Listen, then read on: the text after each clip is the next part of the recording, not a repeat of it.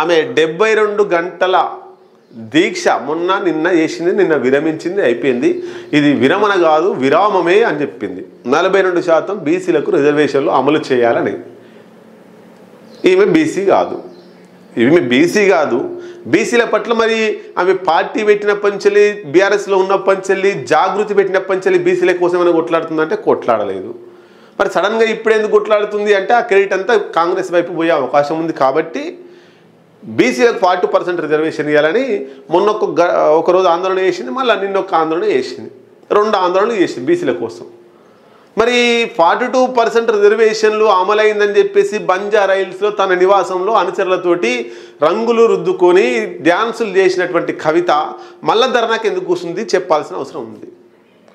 Already ఆ రోజు అమలైందని చెప్పేసి ఇది కవిత పోరాటం ద్వారానే బీసీ రిజర్వేషన్లు 42% అమలైందని చెప్పేసి పెద్ద ఎత్తున సంబరాలు, బాంబులు, బాజాలు, కలర్లు అన్ని గుప్పుకొని సంబరాలు చేసుకున్నారు కవిత సొంత ఇంటిలో. మళ్ళా ధర్నాకు కూర్చోవాల్సిన అవసరం ఏముంది అంటే కవితకే క్లారిటీ లేకుండా పోయిందా బీసీ రిజర్వేషన్ల మీద, లేదా రాజకీయంగా ఉపయోగించుకుంటుందా? బీఆర్ఎస్ పార్టీ బీసీ రిజర్వేషన్ల కోసం ఏం సపోర్ట్ చేస్తలేదు, బీజేపీగా ఉందా చచ్చిపోయిందా కూడా అర్థమైతలేదు. అట్లాంటి తరుణంలో ఈమె ఒక్క వైపు సంబరాలు చేసుకుంటుంది, ఇంకొక వైపు మళ్ళొచ్చి ఆందోళన చేస్తుంది. కవితకు మరి మెదడు పనిచేస్తలేదా?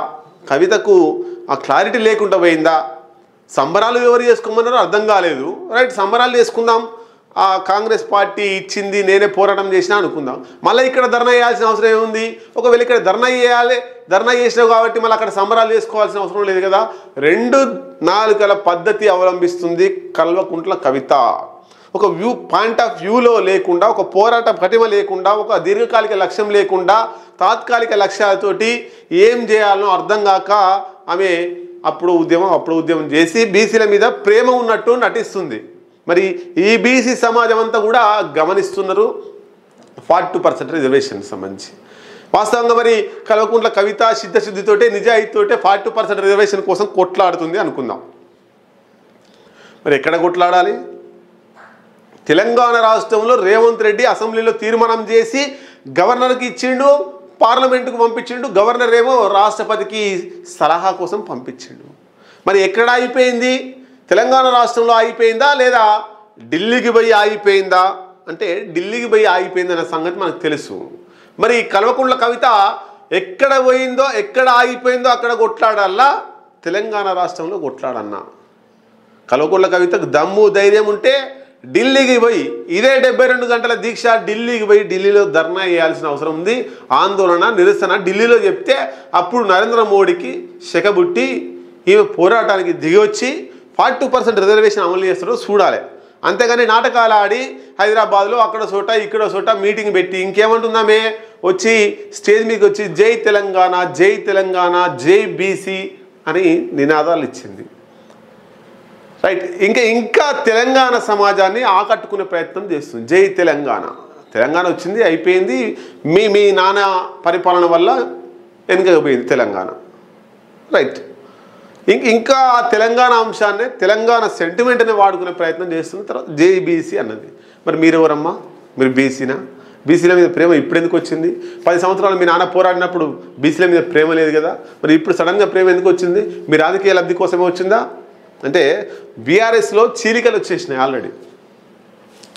బీఆర్ఎస్ ఒకప్పుడు కేసీఆర్ కనుసన్నంలో కన్ను ఇట్లా రెప్పెగిరేస్తే అక్కడ కార్యక్రమం జరిగేది, చూపు చూస్తే వెళ్ళిపోయేవారు. కేసీఆర్ నోటి మాట కంటే కను సైగతో అనే ఉద్యమాలు నడిపించాడు. అట్లాంటి కేసీఆర్ శకం ముగిసినట్టేనా అంటే అవుననే సమాధానం వస్తుంది. ఎందుకు? బీఆర్ఎస్ పార్టీలో 2 వర్గాలుగా చీలిపోయింది. ఒకటి కేటీఆర్, జగదీశ్వర్ రెడ్డి ఈ వైపు ఒక అసలు పార్టీ ఉంటే, కల్వకుంట్ల కవిత, మేడే రాజీవ్ సాగర్, దూదిమెట్ల బాలరాజు యాదవ్ ఇంకా అనేక మంది విద్యార్థి నాయకులంతా కూడా కవిత వైపు ఉన్నారు. అంటే బీఆర్ఎస్ పార్టీ 2గా చీలే అవకాశాలు మనకు కనబడుతున్నాయి. ఈ 2గా చీలే సమయంలో ఇందులోకి వెళ్ళి కొంతమంది వేరే పార్టీలకు పోవడానికి బీజేపీ పార్టీ, కాంగ్రెస్ పార్టీ వైపు చూస్తున్నట్టు కూడా మనకు సమాచారం. ఏదేమైనా కవిత పెట్టినటువంటి కుంపటి బీఆర్ఎస్ పార్టీ చీలికకు పెద్ద ఎత్తున దారి తీసేటువంటి అవకాశం ఉంది. కవిత సరిగా ఉంటే బీఆర్ఎస్ పార్టీ గట్టిగా ఉండేది, పోరాటం వెళ్ళిపోయేది. కల్వకుంట్ల కవితే సాక్షాత్తు కేసీఆర్ కూతురే ఆమె విభేదిస్తుంది, మా పని ఎంత అనేటువంటిది వర్గ విభేదాలు వచ్చినాయి. చూసినాం మనం నిన్న మొన్న. జగదీశ్వర్ రెడ్డి ఒకవైపు కౌంటర్, ఇంకొక వైపు కల్వకుంట్ల కవిత, ఇద్దరి మధ్యలో వార్ జరిగింది. లిల్లీ ఫుట్ అని ఈమె అంటే ఆమె ఎవరు, ఆమె గురించి మాట్లాడాల్సిన ఒక క్షణం కూడా వేస్ట్ చేయాల్సిన అవసరం లేదని ఆయన అన్నాడు. ఆయన వెనుక జగదీశ్వర్ రెడ్డి వెనుక కేటీఆర్ ఉండని, పెద్ద నాయకుడు ఉండని ఇండైరెక్ట్గా కేటీఆర్ను ఉద్దేశించి అన్నది. ఈమెకు సపోర్టుగా దూదిమెట్ల బాలరాజా యాదవ్, మేడే రాజీవ్ సాగర్ ఇట్లాంటి కొంతమంది నాయకులు ఈమె పక్కన చేరి వాళ్ళు రాజీనామా చేస్తూ కేసీఆర్కే రాజీనామా పత్రాలు పంపుతున్నటువంటి పరిస్థితి మనకు కనబడుతుంది. ఏదేమైనా లోపల బీఆర్ఎస్ పార్టీలో లూకలుకలు బయటపడుతున్నాయి. 2 వర్గాలుగా విడిపోబోతుంది. కొంత వర్గం బీజేపీలో పోబోతుంది, ఇంకా కొంతమంది కాంగ్రెస్లో పోబోతున్నారు. ఏదేమైనా బీఆర్ఎస్ను చీల్చిన ఘనత కల్వకుంట్ల కవితకే దక్కుతుంది. 42% రిజర్వేషన్ల కోసం కొట్లాడతలేదు. ఆమె బయట ఉద్యమాలు చేస్తే తన తండ్రి పిలిచి నువ్వు బాగా చేస్తున్నావు, బీఆర్ఎస్లో ఉండు, నీకు తగిన ప్రాధాన్యత ఇస్తాడని చెప్పుకోవడం కోసమే ఆమె బయట ఉద్యమాలు చేస్తుంది తప్ప బీసీల మీద ఎక్కడ కూడా ప్రేమ లేకుండా పోయింది.